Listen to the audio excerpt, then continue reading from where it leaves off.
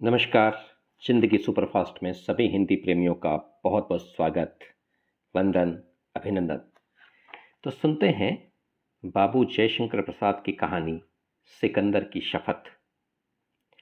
सूर्य की चमकीली किरणों के साथ यूनानियों के बर्छे की चमक से मिंगलोर दुर्ग घिरा हुआ है। यूनानियों के दुर्ग तोड़ने वाले यंत्र दुर्ग की दीवारों से लगा दिए गए हैं और वे अपना कार्य बड़ी शीघ्रता से कर रहे हैं। दुर्ग की दीवार का एक हिस्सा टूटा और यूनानियों की सेना उसी भग्न मार्ग से जयनाद करती हुई घुसने लगी।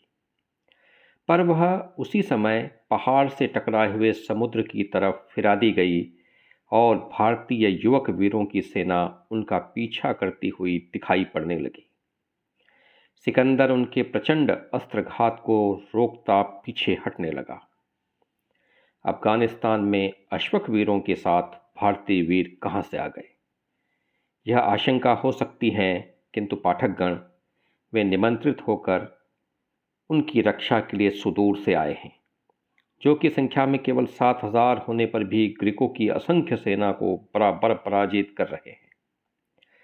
सिकंदर को उस सामान्य दुर्ग के अवरोध में 3 दिन व्यतीत हो गए। विजय की संभावना नहीं है। सिकंदर उदास होकर कैंप में लौट गया और सोचने लगा। सोचने की बात ही है। गाजा और पर्सिपोलिस आदि के विजेता को अफगानिस्तान के एक छोटे से दुर्ग को जीतने में इतना परिश्रम उठाकर भी सफलता मिलती नहीं दिखाई देती। उल्टे कई बार उसे अपमानित होना पड़ा। बैठे बैठे सिकंदर को बहुत देर हो गई। अंधकार फैलकर संसार को छिपाने लगा, जैसे कोई कपटाचारी अपनी मंत्रणा को छिपाता हो। केवल कभी कभी 2-1 उल्लू उस भीषण रणभूमि में अपने भयावह शब्द को सुना देते हैं। सिकंदर ने सीटी देकर कुछ इंगित किया। एक वीर पुरुष सामने दिखाई पड़ा। सिकंदर ने उससे कुछ गुप्त बातें की और वह चला गया।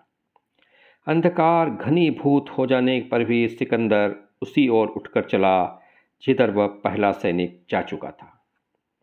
दुर्ग के उस भाग में जो टूट चुका था, बहुत शीघ्रता से काम लगा हुआ था।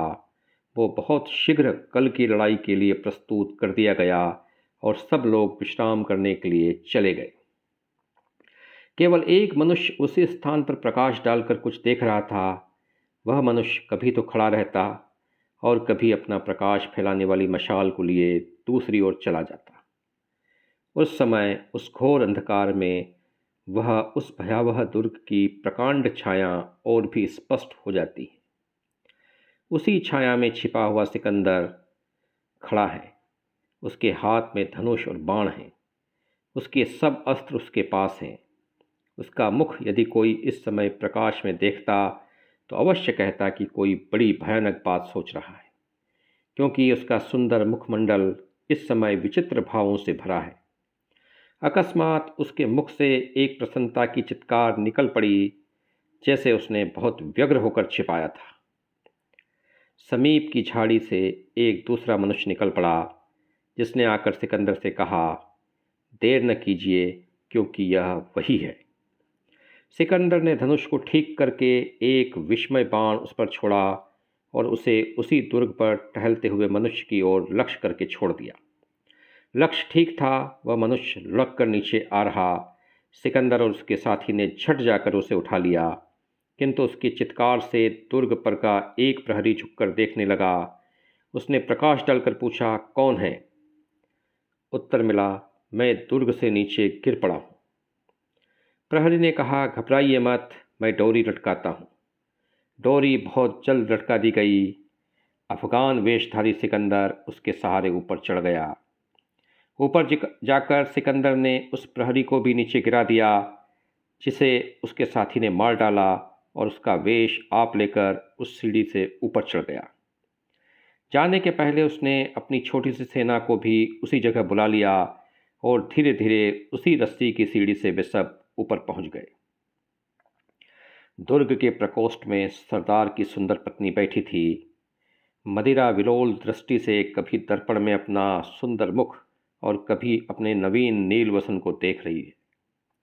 उसका मुख लालसा की मदिरा से चमक चमक कर उसकी ही आंखों में चकाचौंध पैदा कर रहा है। अकस्मात प्यारे सरदार कहकर वह चौंक पड़ी, पर उसकी प्रसन्नता उसी क्षण बदल गई जब उसने सरदार के वेश में दूसरे को देखा। सिकंदर का मानुषिक सौंदर्य कुछ कम नहीं था, अबला हृदय को और भी दुर्बल बना देने के लिए वह पर्याप्त था।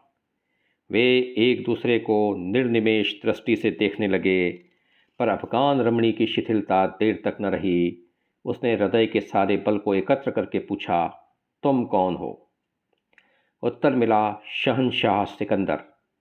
रमणी ने पूछा, यह वस्त्र किस तरह मिला? सिकंदर ने कहा, सरदार को मार डालने से। रमणी के मुख से चित्कार के साथ एक दर्द निकला और पूछा, क्या सरदार मारा गया? सिकंदर बोला, हाँ, अब वह इस लोक में नहीं है। रमणी ने अपना मुख दोनों हाथों में ढक लिया, पर उसी क्षण उसके हाथ में एक चमचमाता हुआ छुरा दिखाई देने लगा। सिकंदर घुटने के बल बैठ गया और बोला, सुंदरी, एक जीव के लिए तुम्हारी 2 तलवारें बहुत थी, फिर तीसरी की क्या आवश्यकता है? रमणी की दृढ़ता हट गई और न जाने क्यों उसके हाथ से छुरा छिटक कर गिर पड़ा। वह भी घुटनों के बल बैठ गई। सिकंदर ने उसका हाथ पकड़कर उसे उठाया। अब उसने देखा कि सिकंदर अकेला नहीं है, उसके बहुत से सैनिक दुर्ग पर दिखाई दे रहे हैं। रमणी ने अपना हृदय दृढ़ किया और संदूक खोलकर एक जवाहरात का डिब्बा ले आकर सिकंदर के आगे रखा। सिकंदर ने उसे देखकर कहा, मुझे इसकी आवश्यकता नहीं है। दुर्ग पर मेरा अधिकार हो गया है, इतना ही बहुत है। दुर्ग के सिपाही यह देखकर कि शत्रु भीतर आ गया है, अस्त्र लेकर मारपीट करने पर तैयार हो गए, पर सरदार की पत्नी ने उन्हें मना किया, क्योंकि उसे बतला दिया गया था कि सिकंदर की विजय वाहिनी दुर्ग के द्वार पर खड़ी है। सिकंदर ने कहा, तुम घबराओ मत, जिस तरह से तुम्हारी इच्छा होगी उसी प्रकार संधि के नियम बनाए जाएंगे। अच्छा, मैं जाता हूँ। अब सिकंदर को थोड़ी दूर तक सरदार की पत्नी पहुँचा गई। सिकंदर थोड़ी सेना छोड़कर आप अपने शिविर में चला गया। संधि हो गई। सरदार की पत्नी ने स्वीकार कर लिया कि दुर्ग सिकंदर के अधीन होगा। सिकंदर ने भी उसी को यहाँ की रानी बनाया और कहा, भारतीय योद्धा जो तुम्हारे यहाँ आए हैं वे अपने देश को लौटकर चले जाएं। मैं उनके जाने में किसी प्रकार की बाधा न डालूंगा। सब बातें शपथपूर्वक स्वीकार कर ली गई। राजपूत वीर अपने परिवार के साथ उस दुर्ग से निकल पड़े। स्वदेश की ओर चलने के लिए तैयार हुए। दुर्ग के समीप ही एक पहाड़ी पर उन्होंने अपना डेरा जमाया और भोजन करने का प्रबंध करने लगे। भारतीय रमणियाँ जब अपने प्यारे पुत्रों और पतियों के लिए भोजन प्रस्तुत कर रही थीं, तो उनमें उस अफ़गान रमणी के बारे में बहुत बातें हो रही थीं और वे सब उसे बहुत घृणा की दृष्टि से देखने लगीं, क्योंकि उसने एक पति हत्यारे को आत्मसमर्पण कर दिया था। भोजन के उपरांत जब सब सैनिक विश्राम करने लगे, तब युद्ध की बातें कहकर अपना चित्त को प्रसन्न करने लगे। थोड़ी देर नहीं बीती कि एक ग्रीक अश्वारोही उनके समीप आता दिखाई पड़ा, जिसे देखकर एक राजपूत युवक उठ खड़ा हुआ और उसकी प्रतीक्षा करने लगा। ग्रीक सैनिक उसके समीप आकर बोला, शहंशाह सिकंदर ने तुम लोगों को दया करके अपनी सेना में भर्ती करने का विचार किया है। आशा है कि इस संवाद से तुम लोग बहुत प्रसन्न होंगे। युवक बोल पड़ा, इस दया के लिए हम लोग बहुत कृतज्ञ हैं, पर अपने भाइयों पर अत्याचार करने में ग्रीकों का साथ देने के लिए हम लोग कभी प्रस्तुत नहीं हैं। ग्रीक बोला, तुम्हें प्रस्तुत होना चाहिए, क्योंकि यह शहंशाह सिकंदर की आज्ञा है। युवक बोला, नहीं महाशय, क्षमा कीजिए, हम लोग आशा करते हैं कि संधि के अनुसार हम लोग अपने देश को शांतिपूर्वक लौट जाएंगे, इसमें बाधा न डाली जाएगी। ग्रीक बोला, क्या तुम लोग इस बात पर दृढ़ हो? एक बार और विचार करके उत्तर दो, क्योंकि उसी उत्तर पर तुम लोगों का जीवन मरण निर्भर होगा।